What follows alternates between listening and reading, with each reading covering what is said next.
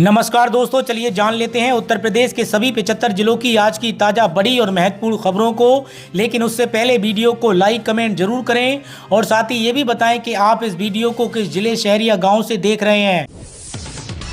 UP में जल्द निकलेगी 30,000 पदों पर भर्ती। कांस्टेबल, एसआई, जेल बॉर्डर पदों पर होंगी नियुक्तियां। उत्तर प्रदेश के मुख्यमंत्री योगी आदित्यनाथ ने एक बार फिर से यूपी पुलिस विभाग में 30,000 पदों पर भर्ती का ऐलान किया है। इस भर्ती के जरिए सब इंस्पेक्टर के 4,543 पद, इसके अलावा जेल बॉर्डर के 2,833 पदों और पुलिस कांस्टेबल के 19,220 पदों को भरा जाएगा। भर्ती के लिए नोटिफिकेशन जल्द ही साझा किया जा सकता है। जनधन खाते की फिर से करानी होगी ई-केवाईसी। योजना के 10 साल पूरे। आरबीआई ने बैंकों को गांव जाकर फ्री में ई-केवाईसी कराने के दिए निर्देश। यूपी में इन लोगों को मिलेंगे नए मकान, योगी का ऐलान। किसानों को भी राहत की घोषणा। उत्तर प्रदेश के मुख्यमंत्री योगी आदित्यनाथ ने ऐलान किया है कि जिन लोगों के घर बाढ़ में बह गए हैं उन्हें नए मकान मिलेंगे। इसके साथ ही कहा कि बर्बाद फसल का भी सर्वे कराकर किसानों को मुआवजा दिया जाएगा। सीएम योगी औरैया में बाढ़ पीड़ितों को राहत सामग्री बांटी, योजनाओं के चेक भी दिए। रायबरेली में स्वामी प्रसाद मौर्य को जड़ा थप्पड़, समर्थकों ने आरोपी युवक को जमकर पीटा, वीडियो वायरल। उत्तर प्रदेश के रायबरेली में स्वामी प्रसाद मौर्य के ऊपर हमला करने की कोशिश हुई। एक युवक ने माला पहनाने के दौरान मौर्य को पीछे से थप्पड़ जड़ दिया। इसी बीच भीड़ ने आरोपी युवक को दबोच लिया और जमकर उनकी पिटाई की। उत्तर प्रदेश विधानसभा में एआई के माध्यम से होगी विधायकों की पाठशाला। आईआईटी प्रोफेसर लेंगे 10 अगस्त को एआई क्लास। देश में पहली बार उत्तर प्रदेश विधानसभा में 10 अगस्त को विधायकों की एआई पाठशाला लगेगी। विधानसभा ऐप को भी एआई के माध्यम से जोड़ा जाएगा। सीएम योगी की सख्त चेतावनी के बाद यूपी के प्राइमरी स्कूलों में शुरू हुआ ये अभियान, चूके तो होगा एक्शन।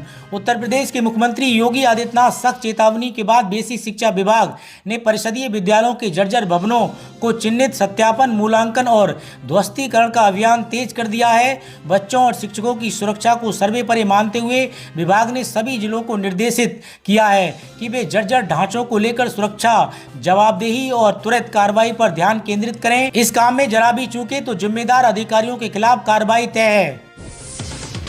केंद्र की मोदी सरकार रक्षाबंधन के त्योहार से पहले केंद्रीय कर्मचारियों को बड़ा तोहफा दे सकती है। कर्मचारियों के साथ साथ पेंशनर्स को भी तोहफा मिल सकता है।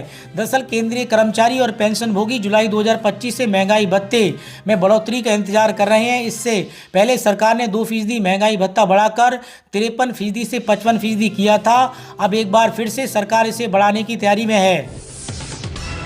यूपीआई हमेशा मुफ्त रहेगा, मैंने कभी ऐसा नहीं कहा, RBI governor Sanjay Malhotra. RBI की मॉनेटरी पॉलिसी कमेटी की बैठक के बाद आयोजित प्रेस कॉन्फ्रेंस में गवर्नर मल्होत्रा ने कहा कि मैंने कभी ये नहीं कहा कि यूपीआई हमेशा मुफ्त रहेगा। मैंने सिर्फ ये कहा था कि इसमें एक लागत है और वह किसी न किसी को चुकानी होगी। सीएम योगी बोले 2017 से पहले नौकरियों पर डाली जाती थी डकैती, चाचा बबुआ करते थे वसूली। उत्तर प्रदेश के मुख्यमंत्री योगी आदित्यनाथ ने बरेली को कई विकास योजनाओं की सौगात दी। उन्होंने 223 विकास कार्यों का लोकार्पण किया। इसके साथ ही जिले में होने वाले 322 विकास कार्यों का शिलान्यास भी किया। इस मौके पर बरेली कॉलेज मैदान में जनसभा को संबोधित करते हुए पिछली सरकारों पर जमकर निशाना भी साधा। भारतीय रेल ने यात्रियों के लिए बड़ी खुशखबरी दी। अब यात्री वंदे भारत ट्रेन से यात्रा करने से महज 15 मिनट पहले भी टिकट बुक करा सकते हैं। इसके लिए भारतीय रेलवे ने यात्री के रिजर्वेशन सिस्टम में बदलाव किया है।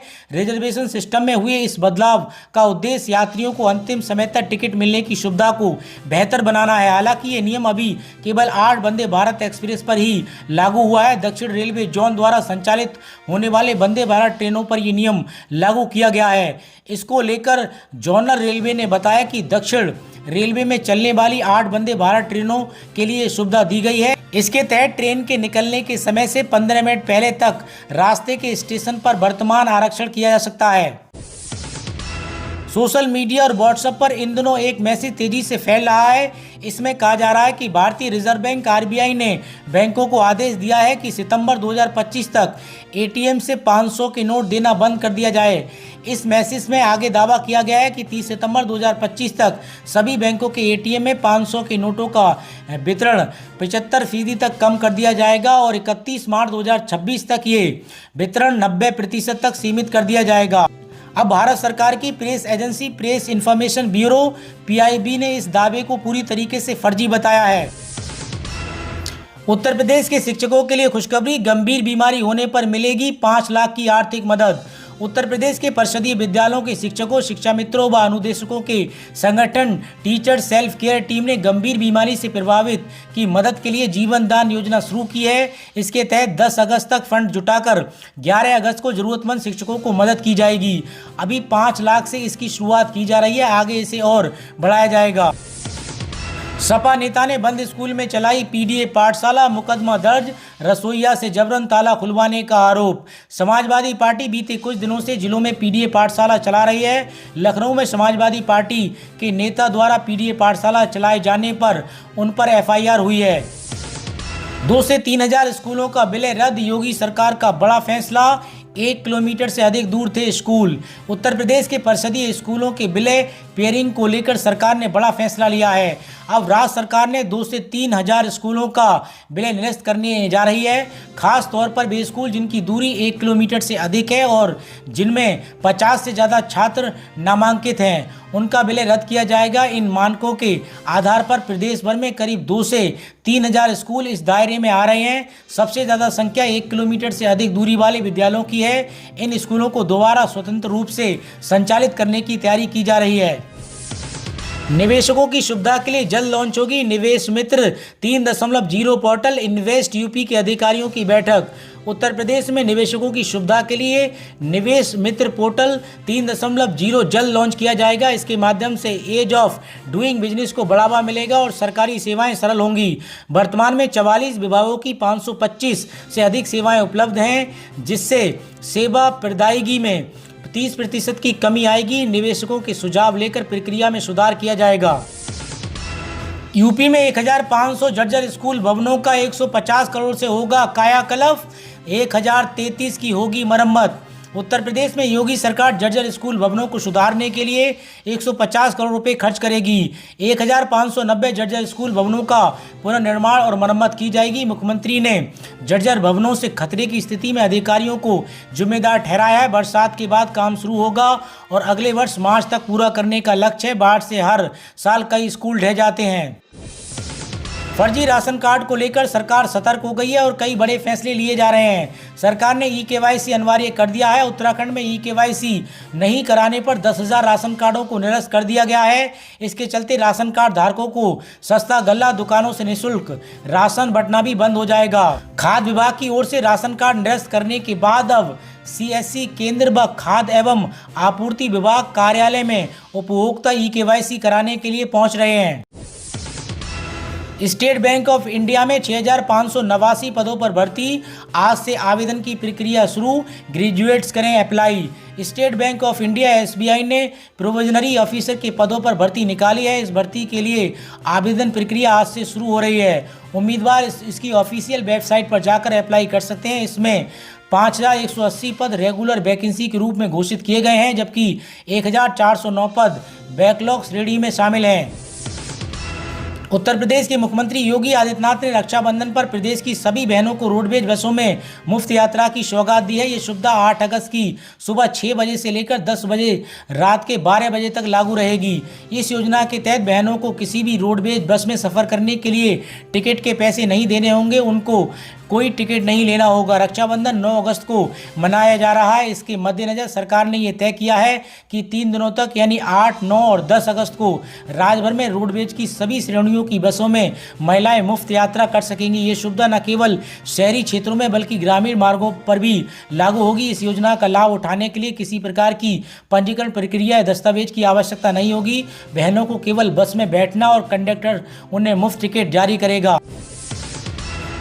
सोना 1,04,52 रुपये प्रति 10 ग्राम के ऑल टाइम हाई पर। इस साल अब तक 24,290 हुआ महंगा, 1.4 लाख जा सकता है। सोने के दाम आज यानी 7 अगस्त को अपने ऑल टाइम हाई पर पहुंच गया है। India Boolean and jewellers association के अनुसार 24 कैरेट सोने का दाम 376 रुपये से बढ़कर 1,452 रुपये प्रति 10 ग्राम पर पहुंच गया है। इससे पहले सोने का भाव 1,76,000 रुपये पर था। वहीं चांदी की कीमत 1,063 रुपये से बढ़कर 1,13,485 रुपये प्रति किलो हो गई है। इससे पहले चांदी 1,12,422 रुपये पर थी। वहीं 23 जुलाई को चांदी ने 1,15,850 रुपये ऑल टाइम हाई बनाया था। आरबीआई गवर्नर संजय मल्होत्रा ने ऐलान किया है कि जनधन खातों के अपडेट के लिए 30 सितंबर तक पंचायत स्तर पर खास कैंप लगाए जाएंगे। इन कैंपों में जनधन खाता धारक अपनी ई-केवाईसी दोबारा करा सकते हैं। मुख्यमंत्री योगी आदित्यनाथ ने कहा कि जिन लोगों के घर बाढ़ या बारिश में बह गए हैं उन्हें सीएम आवास योजना के तहत नए मकान दिए जाएंगे। इसके अलावा बर्बाद हुई फसल का भी सर्वे कराकर किसानों को मुआवजा दिया जाएगा। मुख्यमंत्री योगी आदित्यनाथ ने औरैया में बाढ़ प्रभावितों को राहत सामग्री देने और हालातों का जायजा लेने आए थे। इस दौरान उन्होंने विभिन्न योजनाओं के लाभार्थियों को चेक और प्रमाण पत्र भी दिए। इससे पहले उन्होंने औरैया और आगरा के बीच प्रभावित क्षेत्रों का हवाई सर्वे भी किया। समल हिंसा के आरोपी जफर अली समेत 50 से 60 पर एफआईआर, जेल से छूटने पर बिना अनुमति रोड शो निकाला था, बेटे पर भी केस। उत्तर प्रदेश के समल हिंसा के मुख्य साजिशकर्ता जफर अली ने जमानत पर छूटने के बाद रोड शो किया था। इस पर पुलिस ने बिना अनुमति रोड शो निकालने पर पुलिस ने जफर अली और उनके बड़े बेटे हैदर, बड़े भाई ताहिर और एडवोकेट सरफराज समेत 4 नामजद और 50-60 अज्ञात लोगों के खिलाफ एफआईआर दर्ज की है। जनधन खाते की फिर से करानी होगी ई-केवाईसी योजना के 10 साल पूरे। आरबीआई ने बैंकों को गांव जाकर फ्री में ई-केवाईसी कराने के दिए निर्देश।